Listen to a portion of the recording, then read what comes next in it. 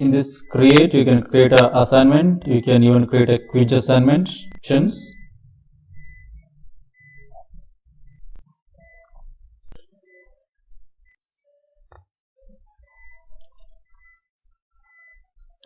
Now I'm just posting a question, and I can post it to all the students, right?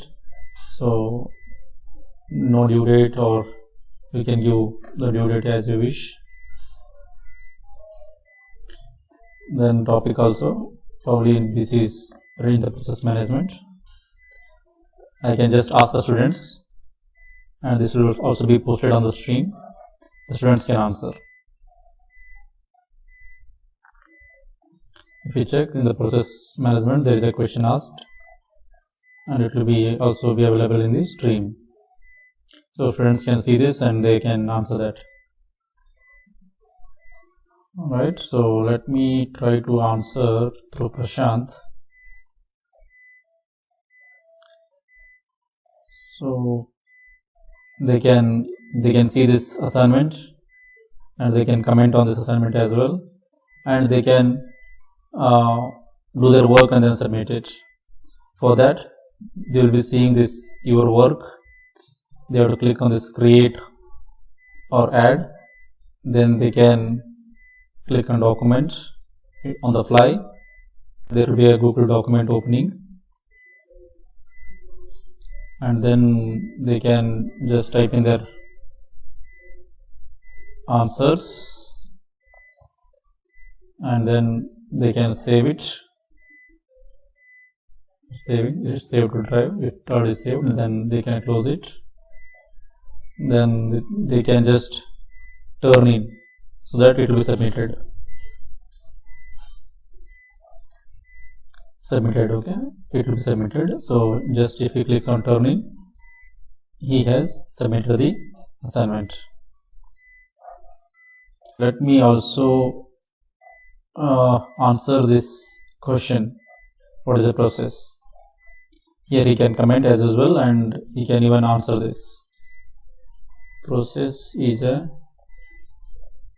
dynamic and it is program at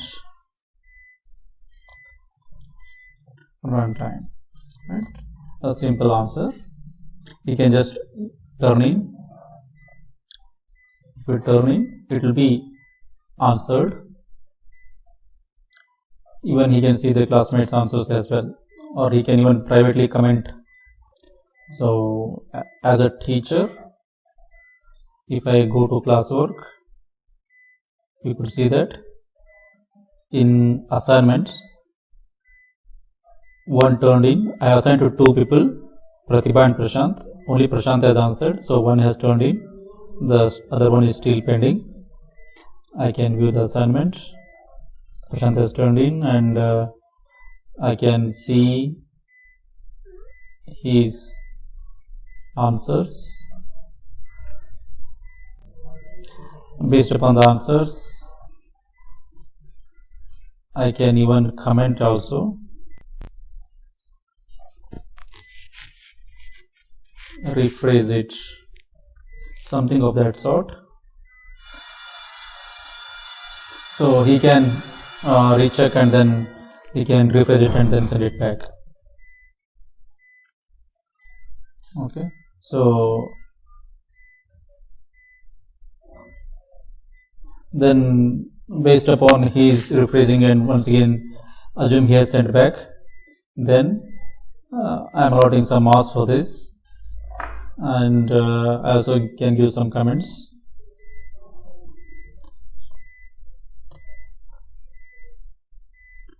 And I can post it, and also once I click on give him a grade, remarks, I should return it.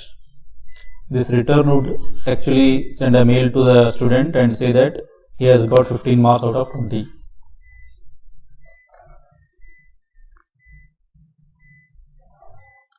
So as a teacher, I did this. Let us see what happens at the student end.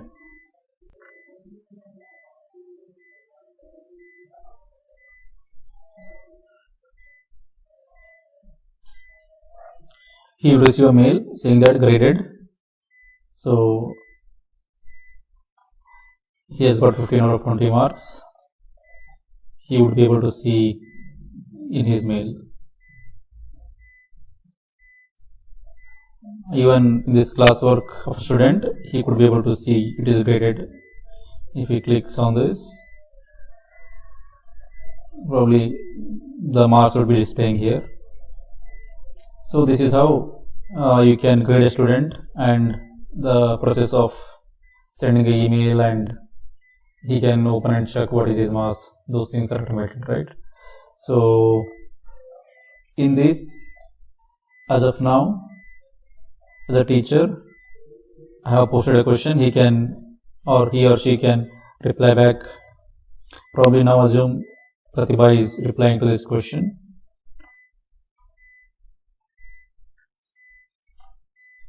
So in the process management topic, I have asked a question. What is the process and how different it is from this one? Same thing. She can also reply, and the same thing will happen to her as well. So this is regarding the classwork, and you have some more options as well. You can post some material as well. You have written your own notes, and you can post your notes as well here.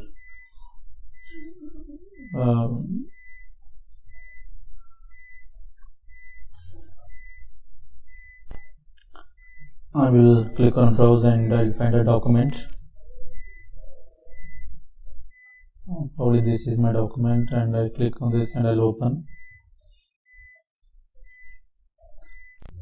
post it to all the students, so they'll be able to see in their stream. I have posted some material, OS notes. So you can even reuse the post. Previously, if you have posted something, you can reuse it, saying a gentle reminder, please do submit this assignment, something like that. So probably from some other class or through this class only. So you can reuse this post.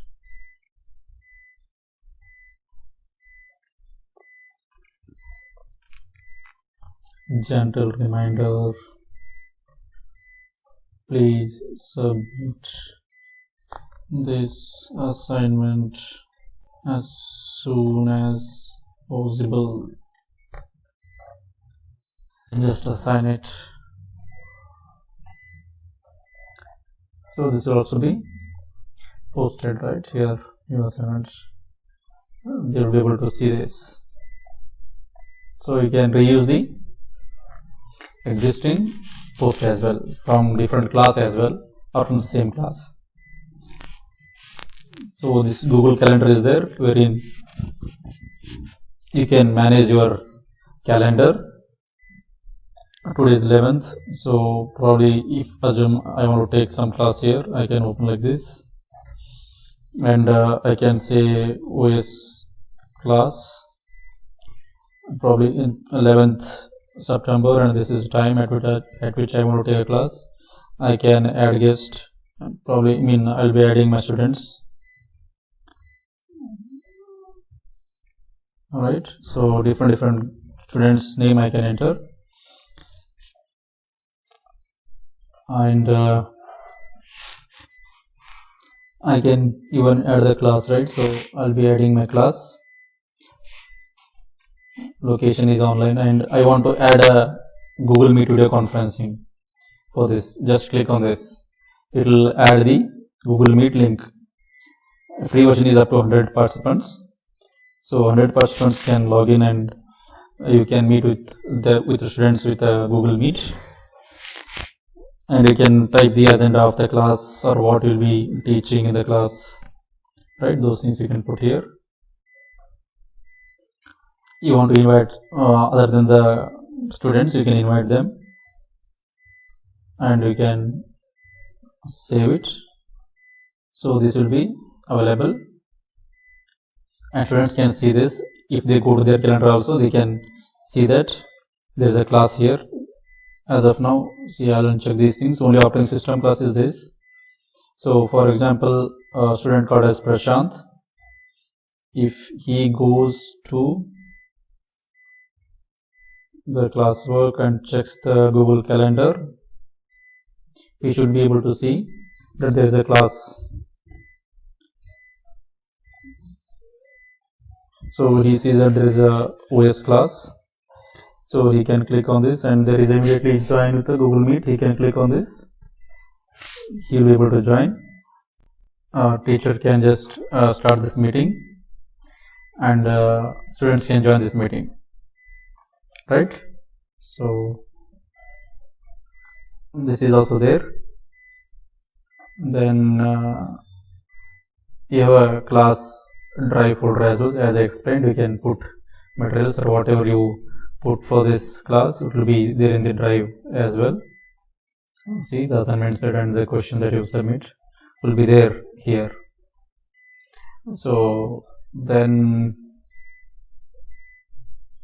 we also saw people, then grading. I have explained a little bit in between that we can grade students. If you come to this, here for the first assignment, I have allotted 15 marks for the Prashant, and for processing his answers, say I am allotting 75 marks, and for this probably another 14 marks. Similarly, I can assign based upon the answers. I'll be allotting some marks. Let us say some marks for this Pratibha also. So I'll be able to see this who all have submitted the marks and how much marks I have allotted for different people. And we can return to all, all will be getting a mail saying that you have got this marks for this assignments or the homework that you have done. I'm just returning some marks. So this is settings wherein you can control some of the things. In the stream, you can control who can post and comment or who can only comment. Students can post and comment. Students can even post their thing and they can comment on my stream also. Similarly, or else similar students can only comment, they can't post. Or else only teachers can only post and comment. Students won't be having any access to post or a comment. Just like a WhatsApp admin, right? So if they make others to not to send any messages, then only the admins will be able to send the message. Similarly, only teacher will be able to post and comment rather than the students. You can control who can post and who can comment. Even on the classwork, you can show attachments or directly, or you can condense it. So these things are there. We can explore a bit more on this. So this is the settings that you do for a class. A quick overview on what all we have learned in this Google Classroom. Google Classroom is an online platform wherein you can create a class and students will be able to join that class using two methods. One is that they can enter the class code and they can join. The other one is being that you sending a invite to them and through their mail, and they can join through their email ID. There's a stream tab here wherein you can make announcement to the class. There's a classwork tab wherein you can give a classwork to students.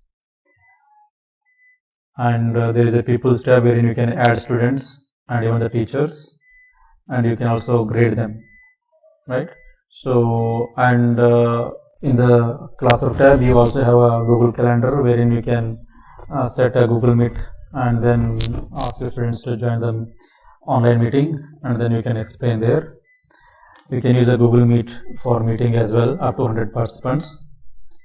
So with this Google Classroom is a very good tool to communicate with the students and to teach online. Thank you. Classroom even on the mobile device. And device, and I have installed a Classroom.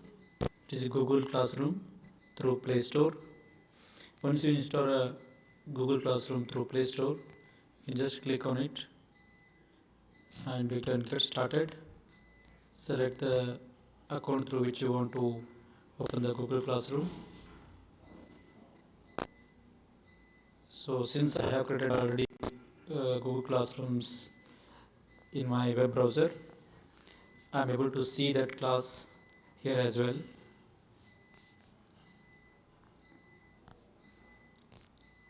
Right, so I can do different activities here as well, like I can give classwork and I can even add people, even I can have some announcements here to the class, different options I can do here. Similarly, students can also install this and join a class, and they will be able to look at the assignments and other stuff in the Google Classroom. Thank you.